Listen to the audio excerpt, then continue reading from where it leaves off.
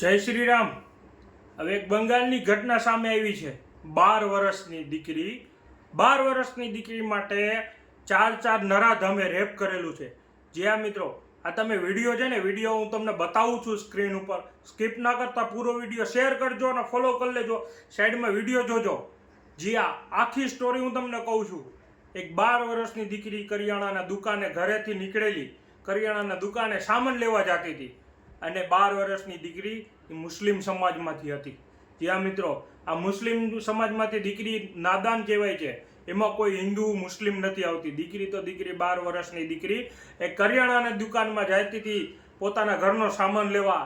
એ દિવસે પાછી લોહીટી નહીં અને સાંજે જતી હતી, પાછી આવી નહીં। એટલે ઘરવાળાને તપાસ કરવા માંડ્યા તો 4 નરાધમ એનો પીછો કરી અને એક રૂમમાં લઈ અને આખી રાત રેપ કરેલું છે, એની યાર શોષણ કરેલું છે મિત્રો।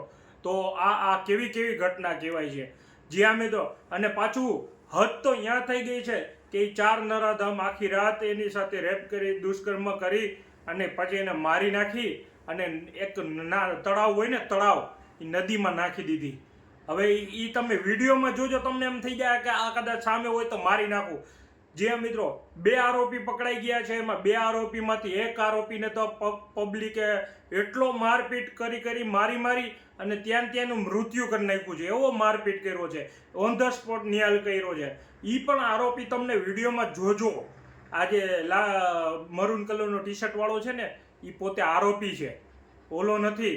એને જ લઈ જઈને દીકરીને શોધખોળ કરવામાં આવી છે અને મુસ્લિમ સમાજમાંથી 12 વર્ષની દીકરી આજે એને ન્યાય માટે ઓલું કરે છે અને 2 આરોપી પકડાઈ ગયા। ટોટલ 3 આરોપી પકડાઈ ગયા છે, 2 તો પબ્લિકે મારીને ફાડી નાખ્યા।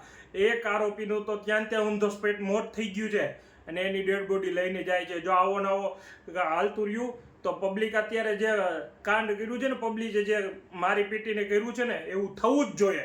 તો બીજા પણ 2 આરોપી છે ને, એને પણ પબ્લિકને સોંપી દો, ઓન ધ સ્પોટ ન્યાય મળશે। અને એવું કહેવામાં આવે છે કે સારા પબ્લિકે માર્યા છે અને 2 હજી ભાગી ગયા, તો એ પણ પકડાઈ ગયા, 4 નરાધમ। તો શરમ આવવી જોઈએ મિત્રો। હવે આ ક્યાં સુધી આવું હાલતું રહેશે? કોઈ પણ સમાજની દીકરી હોય, પણ 12 વર્ષની બાળા, એટલે હમણાં તમે જોયું રાજસ્થાનમાં થયું, હવે આ બીજું થયું, પણ આ ઝાઝા પડતું કોઈને ખબર નથી। એટલામાં ફેલાવવામાં આવ્યું છે, અમુક મીડિયાવાળાએ કર્યું છે, બાકી કોઈ બહાર નથી પાડ્યું છે। તો અત્યારે હાલમાં બધા લોકઅપમાં છે, બાકીના વધેલા, અને જલ્દીથી જલ્દી ન્યાય મળે એના માટે એક સોશિયલ મીડિયા ફોલો શેર કરજો। જેટલો શેર કરશો જેથી કરીને એને ન્યાય મળે। જય હિન્દ, જય શ્રી રામ।